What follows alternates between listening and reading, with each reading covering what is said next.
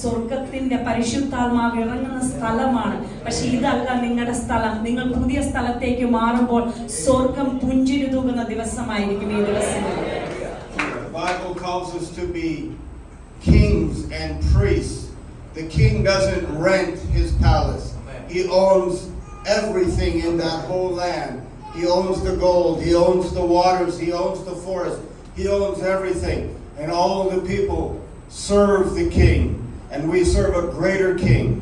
നമുക്കറിയാം രാജാവ് ഒരിക്കലും രാജപുത്രന്മാർ രാജപുത്രിമാർ ഒരിക്കലും ഒരു സാധനവും വാടകയ്ക്ക് വാങ്ങാറില്ല, ഒന്നിലും റെന്റിൽ താമസിക്കാറില്ല.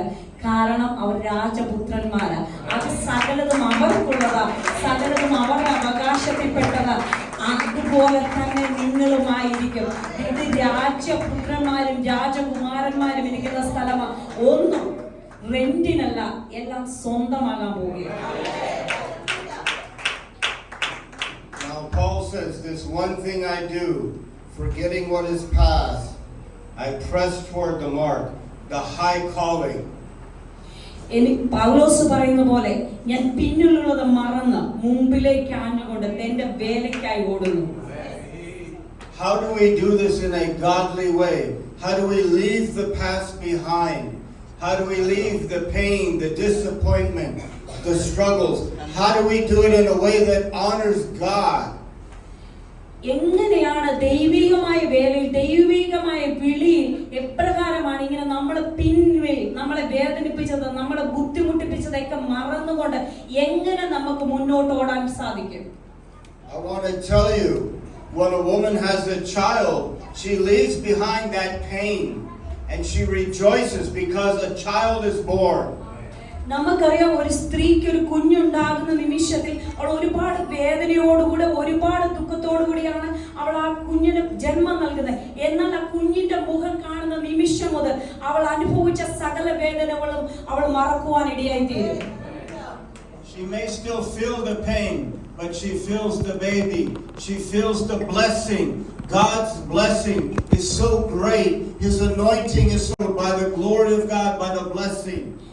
അതുപോലെ തന്നെയാണ് നമ്മുടെ ജീവിതത്തിൽ ഒരു വേദനയുണ്ട്. വേദനയിലൂടെ കടന്നു പോകുന്ന ആ സ്ത്രീക്ക് കുഞ്ഞ് ജനിച്ചതിന് ശേഷം അവൾക്ക് വേദന ഉണ്ടായിരിക്കാം. പക്ഷെ അവളെ വേദനയെ കുറിച്ച് ചിന്തിക്കാറേ ഓർക്കാറേ ഇല്ല. കാരണം അവളുടെ മുമ്പിലുള്ളത് അവളുടെ കുഞ്ഞാണ്. അതുപോലെ തന്നെയാണ് നമ്മുടെ ജീവിതത്തിൽ എപ്രകാരം നമ്മൾ കഴിഞ്ഞു വന്നു, നടന്നു വന്നു, എത്ര വേദന സഹിച്ചു എന്നല്ല, ദൈവം നമുക്ക് ഒരുക്കിയിരിക്കുന്നത് കണ്ണുകൊണ്ട് കാണുമ്പോൾ നമ്മൾ അനുഭവിച്ചത് സകലതും നമ്മളിൽ നിന്ന് മറഞ്ഞു പോകും. വേദന ഉണ്ടായിരിക്കാം, പക്ഷെ വേദനയേക്കാൾ ഉപരിയായി ദൈവം ഒരുക്കുന്ന വഴികൾ കാണുമ്പോൾ സകലതും മറന്ന് മുൻപോട്ട് പോകുവാനിടയാവും. Now we know there's many men of God in the Old Testament. There's Abraham, there's Moses, but the most Christ-like, how his life went, was the man Joseph. You see, Joseph was betrayed. The Bible says Jesus was despised. He was rejected. Just like Joseph, despised, rejected, thrown in a pit, sold as a slave, falsely accused. You see, Jesus before Pilate, Jesus before Caiaphas, all these false accusations. Finally, Jesus, and what do they say? Give us Barabbas, crucify him, false lies. And yet Joseph, the most Christ-like, how he forgives, how he brings salvation, not only to the brothers from Israel, but to all of Egypt, all the Gentiles. നമുക്കറിയാം, അബ്രഹാമും മോശയും പഴയ നിയമ ഭക്തന്മാരെ നമുക്ക് പഴയ നിയമത്തിൽ കാണുവാൻ സാധിക്കുന്നുണ്ട്. ആ പഴയ നിയമ കാലഘട്ടത്തിൽ കണ്ട അതേ ഒരു വ്യക്തിയാണ് യോസഫ്. യോസഫിന്റെ പ്രത്യേകത യേശുവുമായി വളരെയധികം സാമ്യമുണ്ട്. കാരണം സഹോദരന്മാരെ ത്യജിക്കപ്പെട്ട് പൊട്ടക്കിണറ്റിൽ എറിഞ്ഞു കളയുവാൻ ഇടയായിത്തീർന്നു, ഒരുപാട് നിന്ദകൾ സഹിക്കുവാൻ ഇടയായിത്തീർന്നു. അതുപോലെ തന്നെ കർത്താവ് യേശു ക്രിസ്തുവിനെ സഹോദരന്മാർ നിന്ദിച്ചു.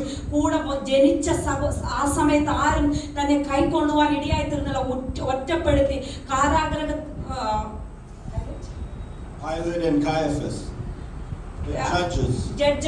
ന്യായാധിപന്മാരുടെ മുമ്പിലേക്ക് യേശുവിനെ തള്ളിക്കളയുവാൻ ഇടയായിത്തീർന്നു. പക്ഷെ യേശു അവരോട് ക്ഷമിച്ചതുപോലെ തന്നെ തന്റെ സ്വന്തം സഹോദരന്മാരോട് പഴയ നിയമത്തിൽ യോസഫ് ക്ഷമിക്കുവാൻ ഇടയായിത്തീർന്നു. തന്റെ സഹോദരന്മാരെ യേശു സ്നേഹിച്ചതുപോലെ തന്നെ പഴയ നിയമത്തിൽ യോസഫ് സ്നേഹിക്കുവാൻ ഇടയായി.